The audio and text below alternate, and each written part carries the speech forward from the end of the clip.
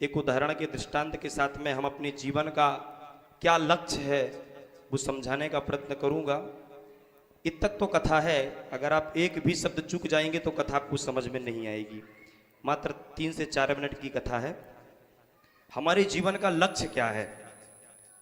भगवान की प्राप्ति है तो सब जानते हैं, लेकिन भगवान की भक्ति कैसे प्राप्त होगी, कैसे भगवान हमें मिलेंगे? जैसे व्यक्ति आता है, हम पढ़ाई क्यों करते हैं? पढ़ाई करने का एक ही उद्देश्य है कि हमें नौकरी पानी है, दूसरा कोई उद्देश्य नहीं होता। नौकरी पाने के लिए हम पढ़ाई करते हैं। तो एक शहर है, शहर की एक व्यवस्था है। कथा को थोड़ा सा समझिएगा। एक कथा है, एक जैसे नगर है, नगर की व्यवस्था होती है कि इतने से इतने बजे तक मार्केट खुला रहता है, इतने से इतने बजे तक दुकान खुली होती है। उसी प्रकार एक नगर है, उस नगर का जो राजा बनता है, उस राजा को मात्र 5 वर्ष तक ही राज को भोगने की अनुमति दी जाती है। जैसे ही उसके 5 वर्ष पूरे हो जाते हैं, उसे नदी के उस पार जंगल में छोड़ दिया जाता है। और जैसे जंगल के उस पार छोड़ेंगे, नदी के उस पार, तो जानवर उसे खा जाते हैं। इसलिए उस गांव का राजा कोई बनने के लिए तैयार नहीं होता है। हमें कोई राजा 5 वर्ष के लिए बनाए और कहा जाए कि 5 वर्ष जैसे आपके पूरे होंगे, आपको नदी के उस साइड छोड़ दिया जाएगा और जानवर आपको खा जाएंगे, तो बताइए इतने में से कौन खड़ा होगा कि हम राजा बने 5 वर्ष के लिए? कोई तैयार है? नहीं। तो दूसरा नियम ये था कि जैसे 5 वर्ष होते हैं, नदी को उस साइड छोड़ दिया जाता है। फिर प्रातः काल में जो मंत्री है वो मंत्री निकलते हैं, जो प्रातः काल में उन्हें 4 बजे मिल जाए उसे जबरदस्ती राजा बना देते हैं। तो एक दिन वहाँ से मंत्री निकले, और मंत्री जैसे निकलते हैं तो उन्हें एक संत मिल जाते हैं, और संत गाते हुए चले आते हैं कि सीताराम सीताराम सीताराम कहिए, और चाही विधि राखे राम ताही विधि रहिए। अब संत को पकड़ लिया उन मंत्रियों ने और कहने लगे कि अब हम आपको एक राज्य के राजा बनाने वाले हैं। संत ने कहा कि मैं राजा क्यों बनूं? मैं तो भगवान की प्राप्ति करना चाहता हूं, मुझे राजा बनने का कोई शौक नहीं है। उन्होंने कहा हमारे यहाँ का नियम है, जो प्रातः काल में हमें मिल जाएगा उसे हम राजा बनाएंगे। अब जबरदस्ती किए तो संत को बनना पड़ेगा। संत को सब नियम बताए गए कि मात्र आपको 5 वर्ष के लिए ही राजा बनाया जा रहा है। जैसे हमारा जीवन निर्धारित है कि 100 वर्षों तक हमें जीना है, लेकिन अभी कोई 100 वर्षों तक नहीं जी पा रहा है, तो 5 वर्षों तक ही राजा बनाया जाएगा। संत भगवान ने कहा फिर क्या किया जाएगा? बोले जैसे ही आपके 5 वर्ष होंगे तो नदी के उस पार से आपको जंगल में छोड़ दिया जाएगा, और जैसे जंगल में छोड़ेंगे तो आपको जानवर खा जाएंगे। संत भगवान ने कहा मैं राजा बनने के लिए तैयार हूं, लेकिन जो मैं कहूंगा वो आपको करना होगा। पूरा राज्य मेरे अनुसार ही चलने के लिए तैयार हो तो मैं राजा बनने के लिए तैयार हूं।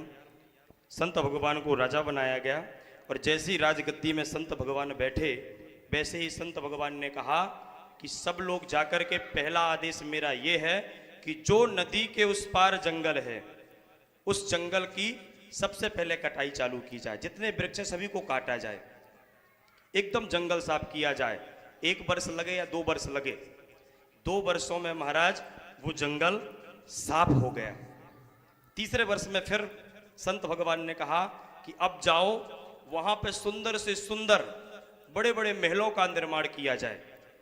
अब महाराज वहां पे महल बनना तैयार हो गए, एक से एक महल बनाना चालू हुए।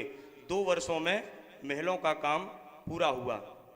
अब कितने वर्ष बचे? 1 वर्ष बचा।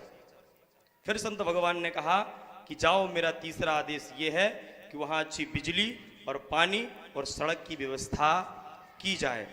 1 वर्ष में महाराज ये काम तैयार हो गया। अब यहां हमारे 5 वर्ष पूरे हुए।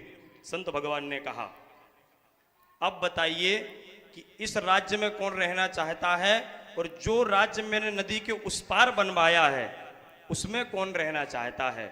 पूरी प्रजा खड़ी हो गई महाराज, और कहने लगी कि अब हम इस राज्य में नहीं रहेंगे, हम तो उस राज्य में रहेंगे। क्यों? क्योंकि यहां से अच्छी व्यवस्था उस राज्य में बनी। तो संत भगवान ने क्या किया? अपने 5 वर्षों को सदुपयोग किया।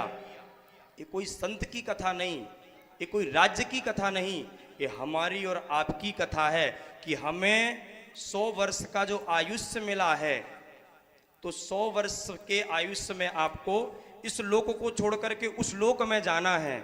इसलिए इसी लोक में रह करके आप उस लोक की व्यवस्था अभी से चालू कर दीजिए, क्योंकि यहाँ का सब यहीं धरा रह जाएगा। उस लोक में क्या जाएगा? तो धर्मानुगो गच्छति जीव एकहा। आपने कितने श्रेष्ठ कर्म किए हैं, आपने कितने अच्छे कर्म किए महाराज की जय हो, संदेशा लाया हूँ। होगा तो लगभग तो मेरे हिसाब से कथा आपकी समझ में आ गई होगी। 100 वर्षों का आपको आयुष्य प्राप्त हुआ है, तो इस लोक में रह करके आप उस लोक की तैयारी करना चालू करें। भगवान का भजन जितना बढ़ा सके उतना बढ़ाएं और भगवान की कृपा प्राप्त करें। इस धाम से भी अच्छा वो धाम है, क्योंकि अभी वहाँ आपको जंगल दिख रहा है, वहाँ के बारे में आप जानते नहीं हैं, और जिस दिन आप वहाँ के बारे में जान जाएंगे तो ये लोग आप छोड़ने के संत क्यों कहते हैं कि बस राधे राधे करते करते हम उस लोक को जाना चाहते हैं। और पुनरपि जन्मम पुनरपि मरणम, ये जन्म मरण के फेरे से ही हम दूर रहना चाहते हैं। वो क्यों कहते हैं?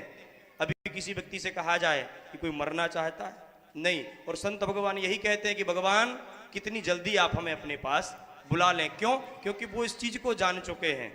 तो आप लोग भी भगवान का भजन करते करते इस लोक से उस लोक की यात्रा के लिए आपको भगवान का नाम ही आश्रय लेना पड़ेगा, क्योंकि कलिकाल में गुरु जी ने बताया, जैसे कलिकाल में अगर कोई महत्व है तो नाम का महत्व है। जितना आप नाम जपेंगे उतना आपको फल की प्राप्ति होगी।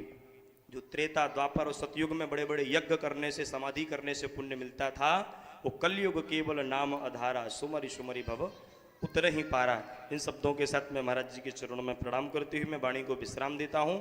और जिसके मन में